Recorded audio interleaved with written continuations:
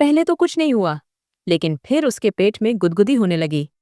उसकी छोटी सी पूंछ लंबी होने लगी, उसकी मूछें मोटी हो गईं, और कुछ ही पलों में वह एक छोटे चूहे से एक विशालकाय चूहे में बदल गया। उसका सिर पेड़ों की टहनियों को छू रहा था और उसकी छाया जंगल के एक बड़े हिस्से पर पड़ रही थी। चीकू ने अपने विशाल रूप को देखकर जोर से चिल्लाया। अब मैं जंगल का सबसे ताकतवर जानवर हूँ। उस जंगल के बीचों बीच एक घना हरा भरा इलाका था, जहां रंग बिरंगे फूल, ऊंचे ऊंचे पेड़ और तरह तरह के जानवर रहते थे। शेर, हाथी, बंदर, खरगोश और लोमड़ी जैसे प्राणी आपस में मिलजुल कर रहते थे और जंगल में शांति थी। इस कहानी का नायक कोई शेर या हाथी नहीं, बल्कि एक छोटा सा चूहा था, जिसका नाम था चीकू। चीकू एक चुलबुला, शरारती और थोड़ा लालची चूहा था। उसका छोटा सा बिल एक पुराने बरगद के पेड़ की जड़ों के नीचे था, जहां वह अपनी छोटी सी दुनिया में मस्त रहता था। लेकिन चीकू का मन हमेशा कुछ बड़ा करने को करता था।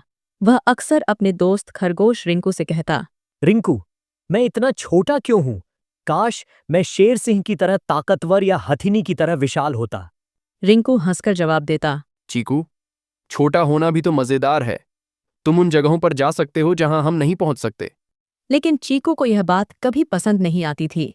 वह अपने छोटे कद से असंतुष्ट था और हमेशा कुछ न कुछ नया खोजने की फिराक में रहता। जंगल के जानवर उसे प्यार करते थे, लेकिन उसकी शरारतों से थोड़ा परेशान भी रहते थे।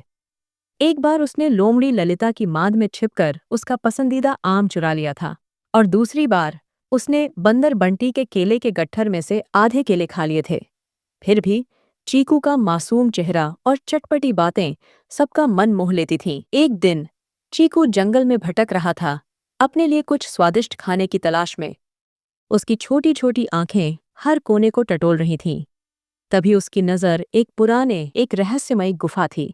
गुफा के बाहर दादाजी कछुआ धीरे धीरे टहल रहे थे। दादाजी कछुआ जंगल के सबसे बूढ़े और समझदार प्राणी थे। उनकी आंखों में सैकड़ों सालों की कहानियां छिपी थीं, और उनकी गुफा में जड़ी बूटियों और औषधियों का खजाना था।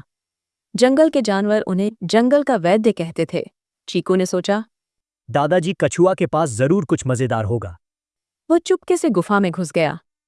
अंदर दीवारों पर लकड़ी की अलमारियां थीं, जिन पर रंग बिरंगे मटके और शीशियां सजी थीं। कुछ शीशियों पर अजीब अजीब नाम लिखे थे, जैसे उड़ान की औषधि, नींद का जादू और हाँसी का टॉनिक। चीकू की आंखें एक चमकीली लाल शीशी पर टिक गईं, जिस पर लिखा था, विशाल शक्ति औषधि सावधान। शीशी के पास एक छोटा सा चेतावनी पत्र रखा था, जिसमें लिखा था, इसे केवल आपातकाल में प्रयोग करें, गलत इस्तेमाल खतरनाक हो सकता है। चीकू ने पत्र को नजरअंदाज कर दिया। उसकी लालची आंखें चमक उठीं। विशाल शक्ति, उसने बुदबुदाया। यह तो मेरे लिए ही बना है। बिना सोचे समझे उसने शीशी खोली और उसमें से एक बड़ा सा घूंट पी लिया। पहले तो कुछ नहीं हुआ, लेकिन फिर उसके पेट में गुदगुदी होने लगी। उसकी छोटी सी पूंछ लंबी होने लगी, उसकी मूछें मोटी हो गईं, और कुछ ही पलों में वह एक छोटे चूहे से एक विशालकाय चूहे में बदल गया। उसका सिर पेड़ों की टहनियों को छू रहा था और उसकी छाया जंगल के एक बड़े हिस्से पर पड़ रही थी। चीकू ने अपने विशाल रूप को देखकर जोर से चिल्लाया। अब मैं जंगल का सबसे ताकतवर जानवर हूँ। उसने अपनी पूंछ को हवा में लहराया, जिससे पास का एक पेड़ हिल गया। उसकी आवाज़ इतनी तेज थी कि आसपास के पक्षी डरकर उड़ गए। चीकू को अपनी नई ताकत पर गर्व हो रहा था। वह जंगल में इधर उधर दौड़ने लगा, पेड़ों को हिलाने लगा और नदी के पानी को अपनी पूंछ से छप छप करने लगा। लेकिन चीकू की यह खुशी जल्द ही जंगल के लिए मुसीबत बन गई। उसका विशाल रूप देखकर छोटे जानवर डर गए। खरगोश रिंकू, जो उसका सबसे अच्छा दोस्त था, ने उसे समझाने की कोशिश की। चीकू, तुम ऐसा क्यों कर रहे हो? तुम्हारी शरारतों से सब परेशान हो रहे हैं। लेकिन चीकू ने हंसते हुए कहा, अब मैं छोटा नहीं रहा। मैं जंगल का राजा हूँ। अब सब मेरी बात मानेंगे। उसने रिंकू को हल्का सा धक्का दिया, जिससे रिंकू उछलकर एक झाड़ी में जा गिरा। रिंकू को चोट तो नहीं लगी, लेकिन उसका दिल टूट गया। चीकू की शरारतें अब हद से ज्यादा होने लगीं। एक दिन लोमड़ी ललिता अपनी माद के पास बैठकर अपने अगले शिकार की योजना बना रही थी।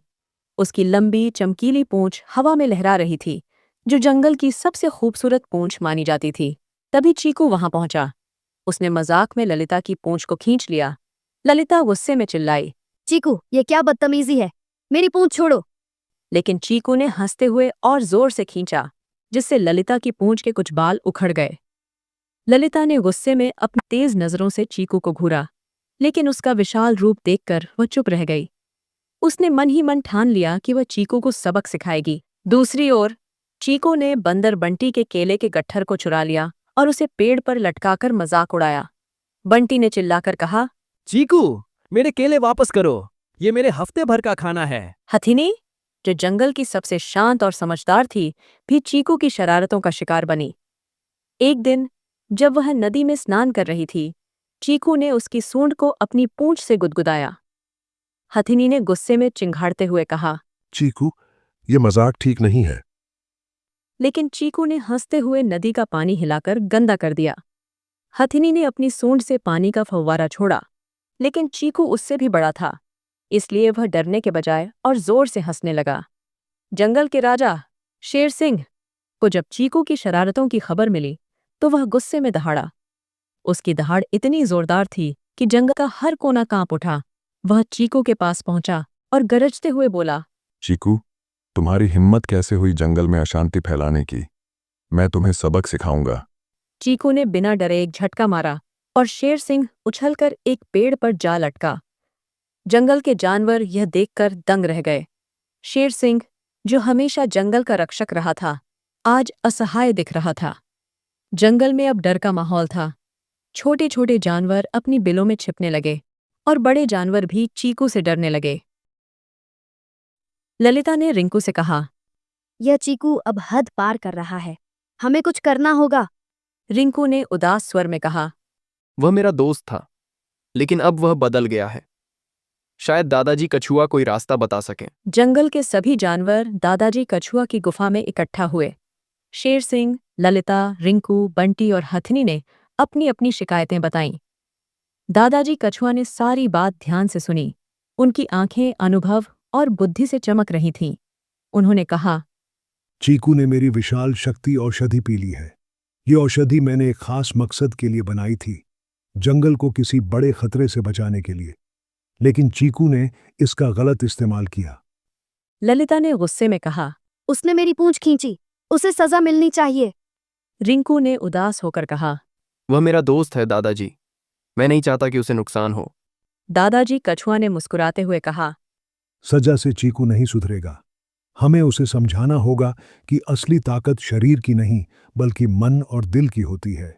जानवरों ने दादाजी कछुआ की सलाह मानकर एक योजना बनाई। बंदर बंटी ने सुझाव दिया, हम चीकू को एक चुनौती देंगे। अगर वह वाकई सबसे ताकतवर है तो उसे जंगल के सबसे ऊंचे पहाड़ पर चढ़कर वहां रखी सोने की मूर्ति लानी होगी। ललिता ने कहा। लेकिन वह पहाड़ बहुत खतरनाक है, क्या यह ठीक रहेगा? दादाजी कछुआ ने जवाब दिया, ये चुनौती चीकू को उसकी गलती का एहसास दिलाएगी। पहाड़ की चढ़ाई उसे सिखाएगी कि ताकत बिना दोस्तों के अधूरी है, लेकिन हमें उसकी मदद भी करनी होगी ताकि वह सुरक्षित रहे। जानवरों ने योजना को अंतिम रूप दिया। उन्होंने तय किया कि वे चीकू को चुनौती देंगे, लेकिन चुपके से उसकी मदद भी करेंगे। अगले दिन जंगल के सभी जानवर एक पेड़ के नीचे इकट्ठा हुए। शेर सिंह ने गरजते हुए कहा, चीकू, तुम कहते हो कि तुम सबसे ताकतवर हो। अगर हिम्मत है तो जंगल के सबसे ऊंचे पहाड़ पर चढ़ो और वहां से सोने की मूर्ति लाओ। चीकू ने हंसते हुए कहा। ये तो मेरे लिए बच्चों का खेल है। वह जोश में पहाड़ की ओर चल पड़ा। पहाड़ की चढ़ाई आसान नहीं थी। रास्ते में फिसलन भरे पत्थर, गहरी खाइयां और तेज हवाएं थीं। चीकू का विशाल शरीर उसके लिए बोझ बनने लगा। वह बार बार फिसल रहा था और उसकी सांसें उखड़ने लगी थीं। एक बार तो वह एक चट्टान से गिरते गिरते बचा, लेकिन जैसे जैसे वह ऊपर चढ़ता गया, उसे अपनी ताकत कम होती महसूस हुई। जंगल के जानवर चुपके से उसकी मदद कर रहे थे। रिंकू ने रास्ते से छोटे छोटे पत्थर हटाए ताकि चीकू को चढ़ने में आसानी हो। ललिता ने अपनी चालाकी से पत्तों और टहनियों की व्यवस्था की ताकि तेज हवाएं चीकू को परेशान न करें। हथिनी ने अपनी सूंड से चीकू को कई बार गिरने से बचाया। बंटी ने पेड़ों की टहनियों को हिलाकर चीकू के लिए रास्ता बनाया। चीकू को इन सब की भनक तक नहीं थी। पहाड़ की चोटी पर पहुंचकर चीकू ने सोने की मूर्ति देखी। वह चमक रही थी, मानो सूरज की किरणें उसमें कैद हों। लेकिन जब चीकू ने उसे उठाने की कोशिश की तो उसे एहसास हुआ कि उसकी ताकत खत्म हो रही है। औषधि का असर धीरे धीरे कम हो रहा था और वह अपने पुराने छोटे आकार में वापस आने लगा। चीकू डर गया। वह अकेला था और अब उसे अपनी गलतियों का एहसास होने लगा। उसने याद किया कि कैसे उसने रिंकू को धक्का दिया, ललिता की पूंछ खींची और बंटी के केले चुराए। उसकी आंखें नम हो गईं। मैंने अपने दोस्तों को दुख पहुंचाया। उसने धीरे से कहा। तभी जंगल के सारे जानवर चोटी पर पहुंच गए। रिंकू ने आगे बढ़कर कहा, चीकू, हम तुम्हारे दोस्त हैं। हमने तुम्हें इस चोटी तक पहुंचने में मदद की। चीकू ने शर्मिंदगी से सिर झुकाया और बोला, मुझे माफ कर दो। मैंने अपनी ताकत का गलत इस्तेमाल किया। मैंने तुम सबको परेशान किया। ललिता ने कहा, चीकू, तुमने मेरी पूंछ खींची, लेकिन मैं तुम्हें माफ करती हूँ, बशर्ते तुम वादा करो कि अब शरारत नहीं करोगे। दादाजी कछुआ ने मुस्कुराते हुए कहा, चीकू, असली ताकत दोस्तों में होती है। अगर ये सब तुम्हारी मदद न करते तो तुम यहां तक नहीं पहुंच पाते। चीकू अब अपने पुराने आकार में वापस आ चुका था। उसने जंगल के सभी जानवरों से माफी मांगी और वादा किया कि वह अब कभी घमंड नहीं करेगा। जंगल में फिर से शांति लौट आई। चीकू ने अपनी शरारतें कम कर दीं और जंगल के जानवरों की मदद करने लगा। दादाजी कछुआ ने उसे अपनी गुफा में जड़ी बूटियां छांटने का काम दे दिया। चीकू अब रोज सुबह दादाजी कछुआ की गुफा में जाता और उनकी कहानियां सुनता। एक दिन जब चीकू और रिंकू नदी किनारे बैठे थे, चीकू ने कहा, रिंकू, छोटा होना भी तो मजेदार है ना? रिंकू ने हंसते हुए कहा, हाँ चीकू, छोटा हो या बड़ा, बस दिल बड़ा होना चाहिए। इस तरह छोटा सा चीकू जंगल का सबसे प्यारा चूहा बन गया। जंगल के जानवरों ने उसे माफ कर दिया और वह फिर से सबका प्यारा दोस्त बन गया।